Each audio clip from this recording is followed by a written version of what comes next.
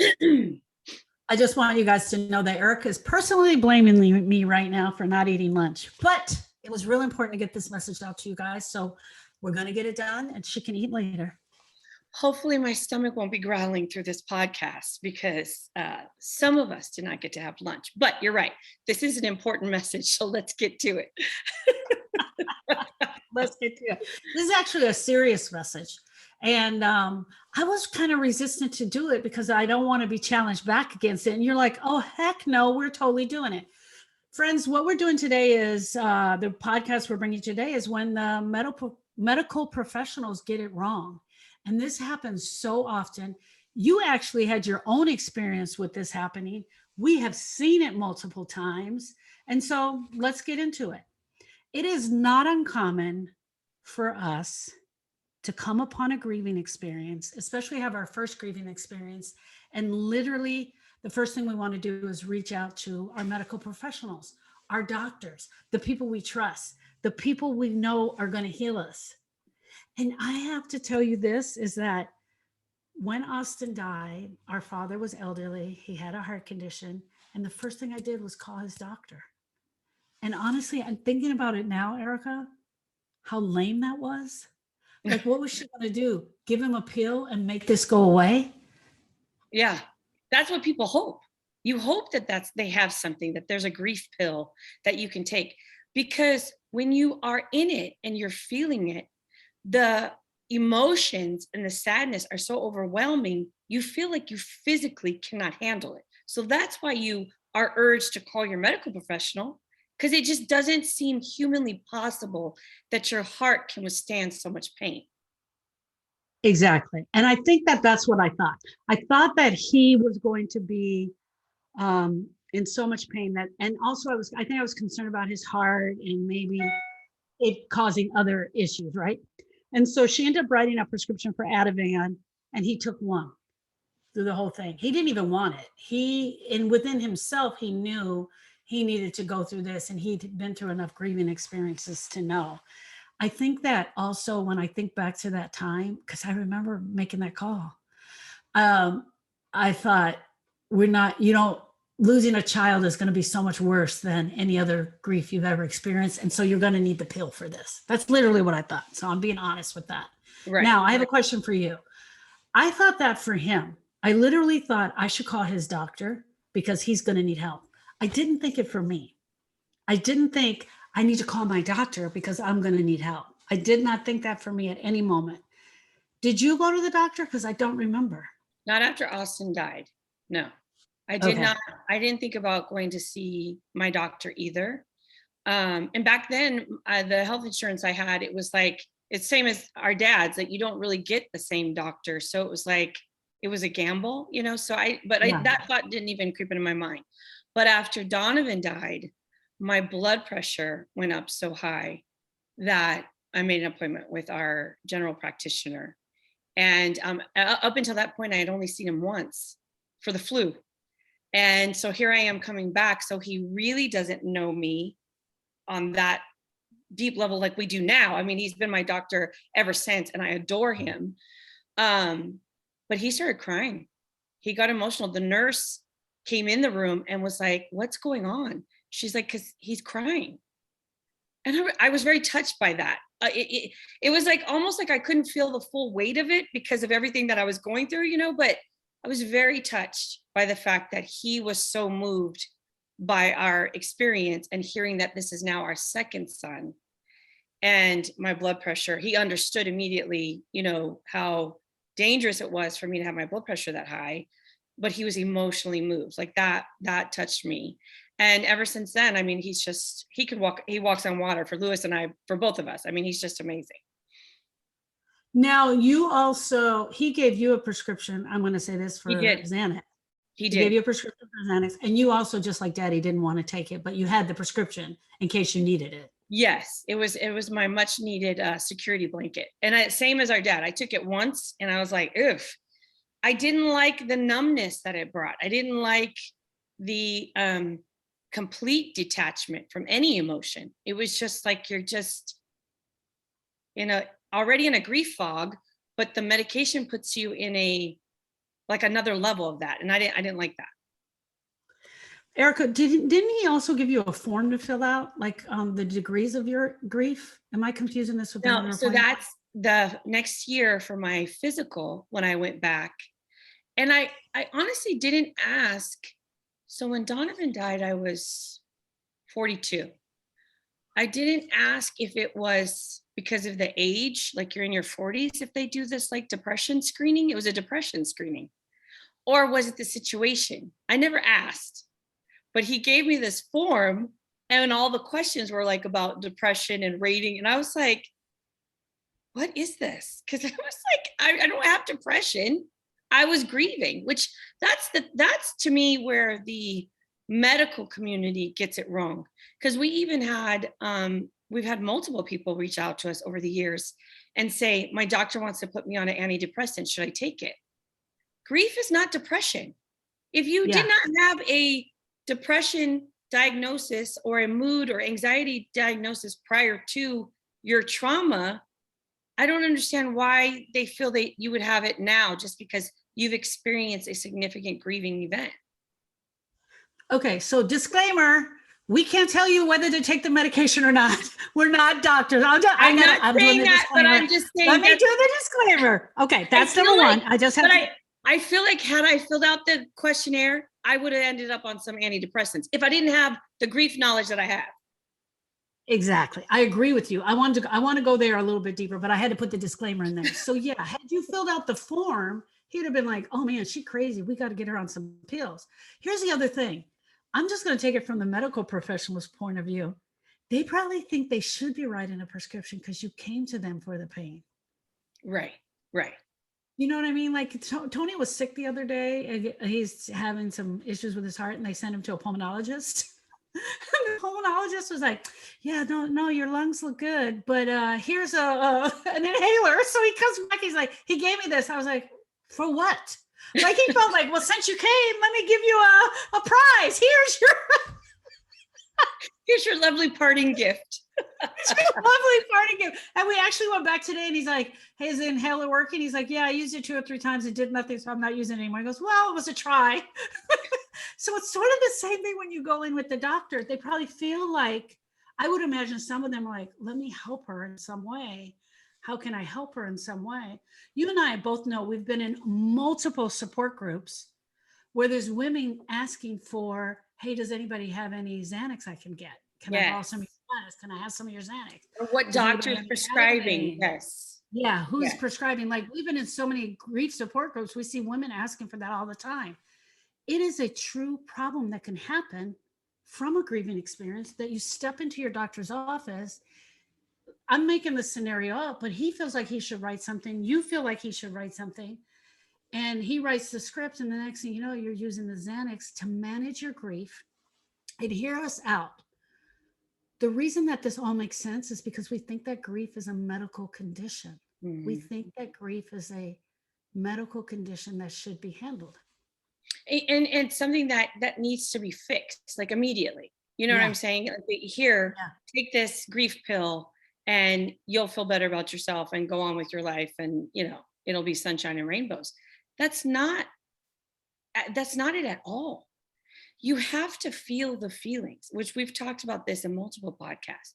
The emotions are going to come.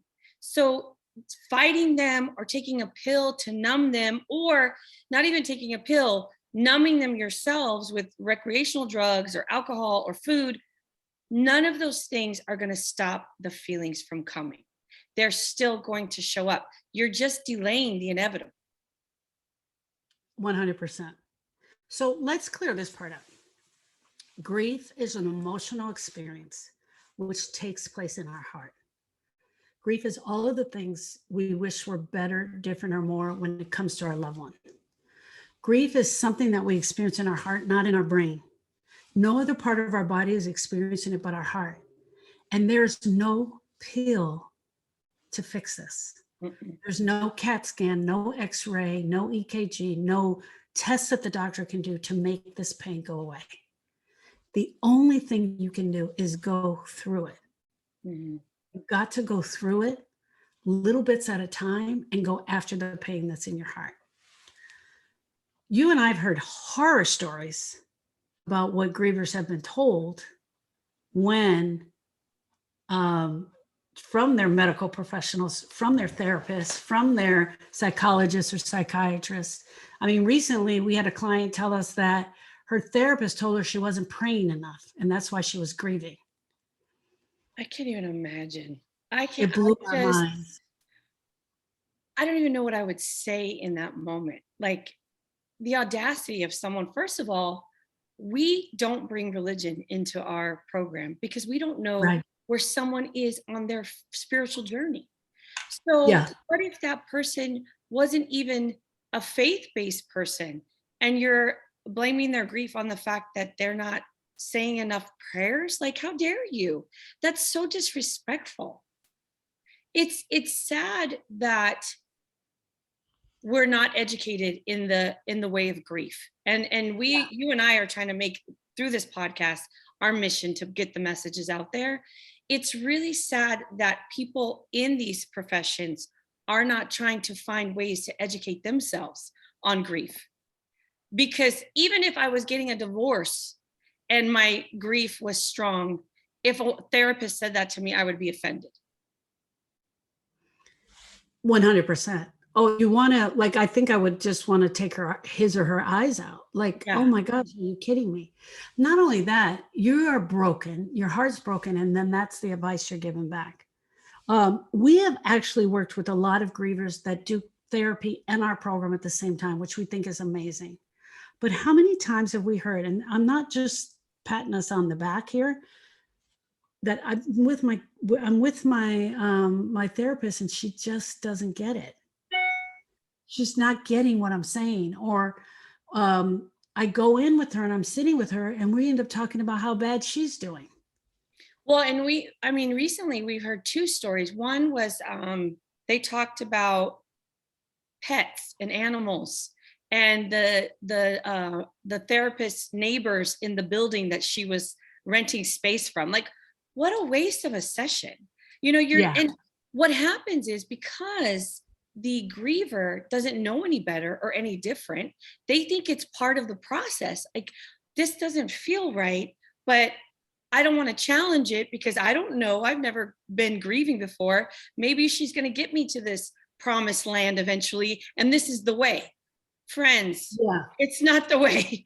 You do not have to sit in a therapy session or in a medical appointment and have the person talk about everything except your grief. You're there to talk about you, your broken heart, your feelings. You're not there to talk about them. So if it doesn't feel right, then it's not right. Trust your gut. And the truth to me, and this is just my experience, I don't know if this is true or not, but this is just the feeling that I get. Part of the reason why the therapist will take it off in another direction is because they don't do grief. Right. First of all, you and I don't do therapy.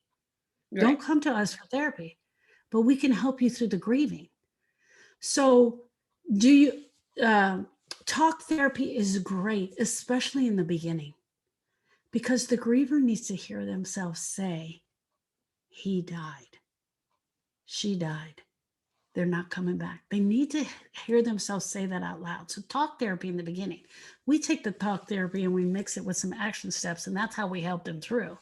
But to be in with a therapist who really doesn't know grief or hasn't dealt with grief, or especially grief due to death, and I know a lot of therapists are going to hear this and think we've lost our minds. I think the two programs work perfectly together. Yeah. Or if you want to do the grief healing by itself, it works perfectly. But don't take my $200 for an hour to sit here so I can hear about your dog. I don't want to do that. Right. That's sad. It's heartbreaking. You just said something that made me remember after Austin died. Austin was seeing a psychologist because he had been diagnosed on the spectrum. And we were having a lot of problems with him in school because that little boy knew he only had a limited time here. No one will change my mind on that. But, and I said that to him. I waited like a month or so and before I called. I was actually back at work because I called from my desk. And he said, I said, I didn't want to make this phone call. And he said, why? And I said, because I didn't want to have to say it out loud. because you just Yeah. reminded me. And you know what? He didn't normalize that for me. He kind of laughed it off, right? It was like his reaction did not give me comfort or even to say, I understand how hard this must be for you. Yeah. He didn't even say that. And I ended up Yeah. hanging up the phone feeling disappointed because here he is, a psychologist who was treating my son, knew how much I loved him because I was trying to find him the best of the best of the best. And he didn't even give me any words of comfort. And when I hung up the phone, I was very disappointed and I felt empty and not validated because that is very normal to not want to say the words out loud. I know it now. I didn't know Yeah. it then. I did not know it then. And he could have totally made that a different experience for me. I think the other thing that one client said to me recently was that I can say whatever I need to say about the loss of my husband, and you listen to me. She said, almost like you lean in sometimes. And whereas when I was talking to my therapist or my doctor, it didn't seem that way. And I want to say that because death is a part of living. And I don't know if that you and I really understand that now, or because we've worked with so many clients and we've heard so many heartbroken stories, that there's not a lot that, as far as death goes, is gonna shock you, and you understand it. And we're looking at how is this affecting your heart from the other person's perspective. So yes. And I absolutely, we're not bashing therapists. I love therapy, honestly. I really Yeah. do. But I Yeah. feel like, but they're human just like we are. And I'm in so therapy. I Dr. Phil is not therapy, sister. Okay. All right. I feel like it's up to the professionals to recognize their limitations and to Yeah. say, you know what? I don't have any expertise in this area. Yeah. And I don't want to give you the wrong advice, or because we have said from day one, grievers need to talk and they Yeah. want to be listened to with respect.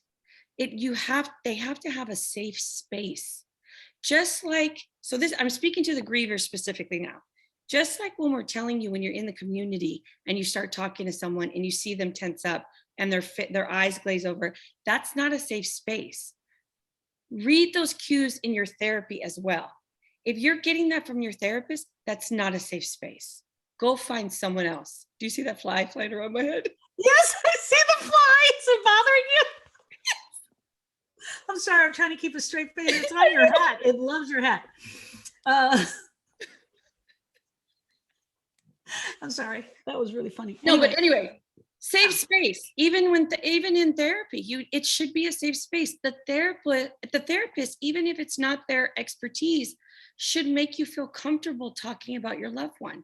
And that's what we were told recently, was that she was sharing and the therapist tensed and it was visibly uncomfortable. That is sad. Yeah. Yeah. It's hard. It's hard because I just remember going back to that moment when Austin died. You want to do everything right. You want to fix everything. You want to do all the things that you need to do. But I think a lot of us think the first thing we need to do is call our doctor or call our therapist. Girl, you are getting attacked full time. Donovan, get out of the room. Okay, friends, listen, here's the deal. If you want to call your doctor, please call your doctor. Yes. If you think you need medication to help you with the depression, by all means, take the medication. We have a ton of clients that do their depression medication, do therapy, and do the program with us. We are an and, not an only, and not a but.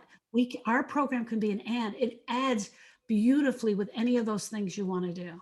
The whole idea behind this podcast was to let you know that you can get some really bad misinformation out there from your trusted medical professionals when they're not dealing with just the grief all day and all night and knowing what it's like.